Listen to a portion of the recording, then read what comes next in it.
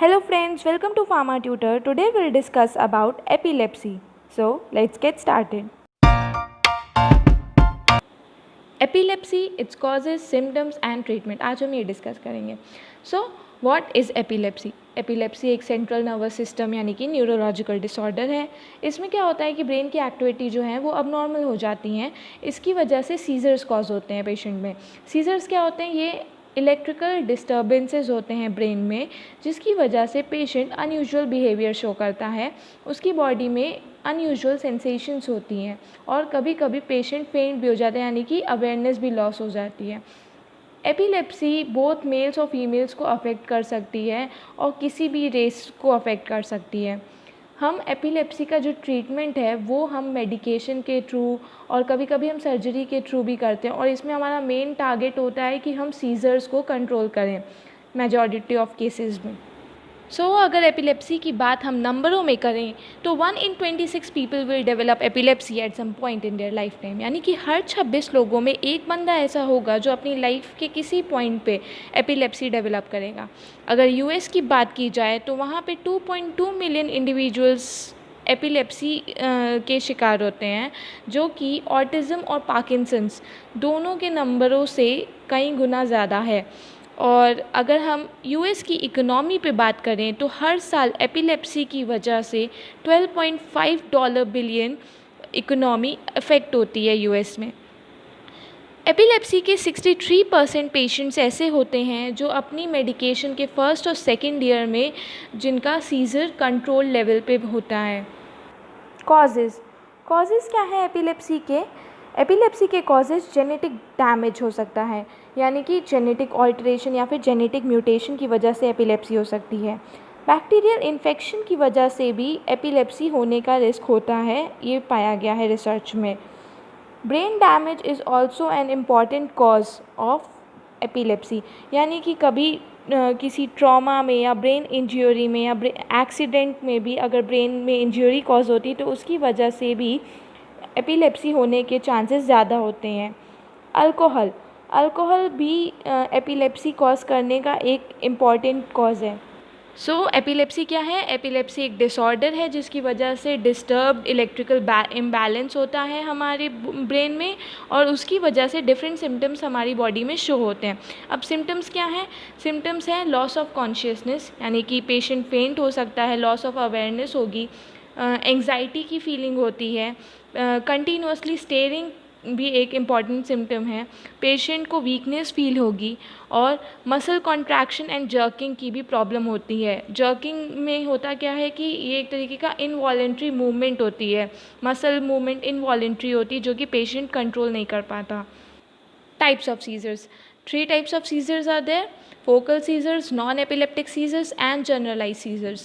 60% जो पेशेंट्स हैं epileptic seizures होते हैं वो फोकल सीजर्स होते हैं पेशेंट्स में, जबकि 20% एपिलेप्टिक पेशेंट्स एक्सपीरियंस करते हैं नॉन एपिलेप्टिक सीजर्स, और 30% पीपल एक्सपीरियंस करते हैं generalise seizures in epilepsy. Seizures कैसे कॉज होते हैं? हमारे ब्रेन में अब नॉर्मल इलेक्ट्रिकल एक्टिविटी होती है जिसकी वजह से सीजर्स कॉज होते हैं, और मेनली 2 टाइप के सीजर्स हम डिस्कस करेंगे जो कि हैं generalise seizures and focal seizures. Generalise seizures का मतलब क्या होता है कि all of the brain is affected, यानी कि पूरा ब्रेन, हमारा ब्रेन का हर हिस्सा अफेक्टेड होगा. इस केस में पेशेंट के अंदर कॉन्शियसनेस लॉस्ट हो जाती है, यानी कि पेशेंट फेंट हो जाएगा या अनकॉन्शियसनेस होगी. जबकि फोकल सीजर्स में होता क्या है कि फोकल सीजर्स में हमारे ब्रेन का एक स्पेसिफिक रीजन अफेक्टेड होता है, और इस केस में पेशेंट जो है वो कभी कभी कॉन्शियसनेस लॉस कर देगा, लेकिन मेजर केसेस में पेशेंट फुल्ली अवेयर होता है. फोकल सीजर्स 2 टाइप के हैं: सिंपल पार्शियल सीजर्स और complex partial seizures.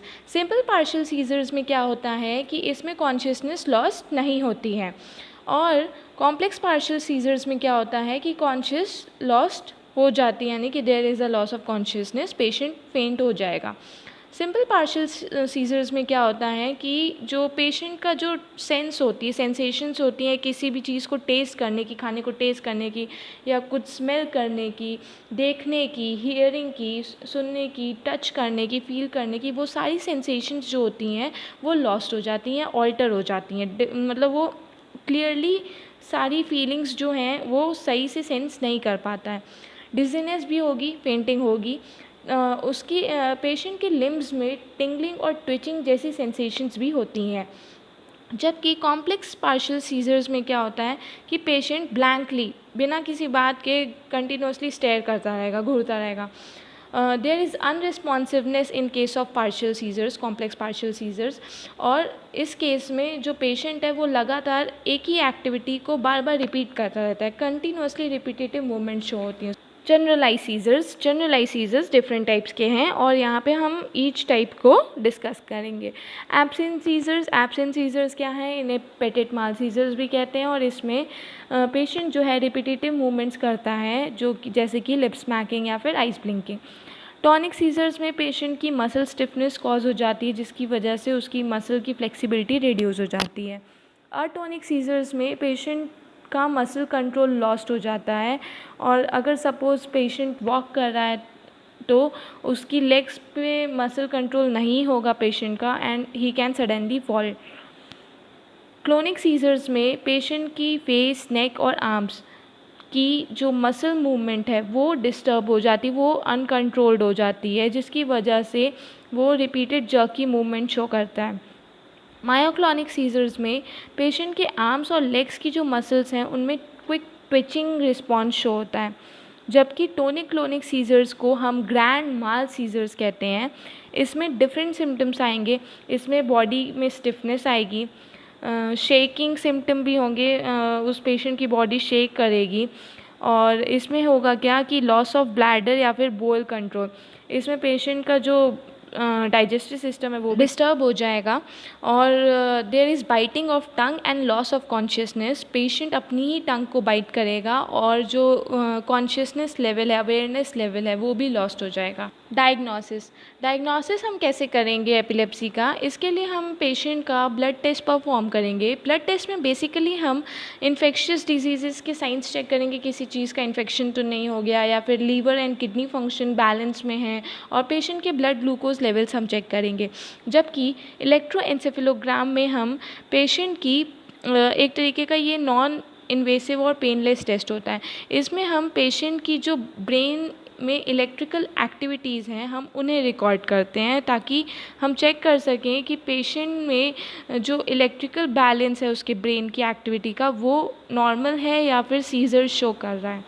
Imaging test भी जो है वो ट्यूमर को रिवील करते हैं और ये चेक कर सकते हैं कि ब्रेन में कोई ट्यूमर तो नहीं या कोई अबनॉर्मैलिटी तो नहीं है जिसकी वजह से सीजर कॉज हो रहा है।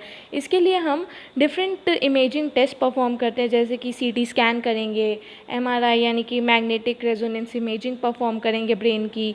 इसके लिए हम डिफरेंट एडवांस टेक्निक जैसे कि पेट टेक्निक और स्पेक टेक्निक यानी कि पॉजिट्रॉन एमिशन टोमोग्राफी और single photon emission computerised tomography का यूज़ भी हम करेंगे।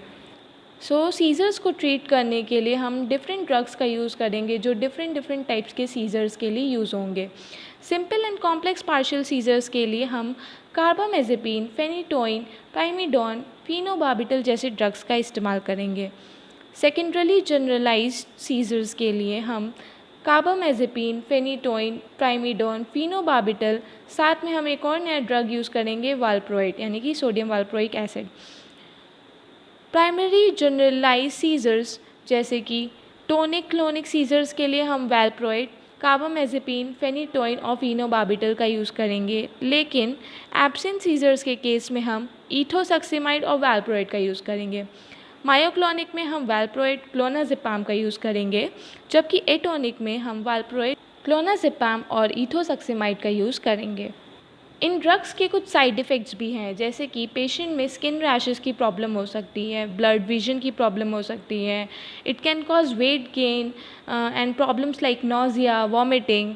पेशेंट के ब्लड लेवल्स में WBC का काउंट कम हो सकता है और लीवर में हेपेटोटॉक्सिसिटी जैसे सिम्टम्स भी देखने को मिलते हैं। सो एपिलेप्सी के ट्रीटमेंट के लिए डिफरेंट मेथड्स हमने यूज़ किए हैं। जैसे कि मेडिकेशन की बात करें तो हम एंटी एपिलेप्टिक्स यानी कि एंटी कन्वर्सेंट या फिर एंटी सीजर ड्रग्स पेशेंट को प्रिस्क्राइब करते हैं। वेगस नर्व स्टिमुलेटर एक डिवाइस है जिसको हम यूज़ करके पेशेंट को माइल्ड इम्पल्सेस प्रोवाइड करते हैं उसके ब्रेन में, जिसकी वजह से पेशेंट को सीज़र एक्सपीरियंस नहीं होते या सीज़र कंट्रोल लेवल में रहते हैं। पेशेंट को कीटोजेनिक डाइट दी जाती है यानी कि लो कार्ब और हाई फैट डाइट प्रोवाइड की जाती है और सीरियस केसेस में ब्रेन की सर्जरी भी की जाती है। So that's all for today's video. Thanks for watching.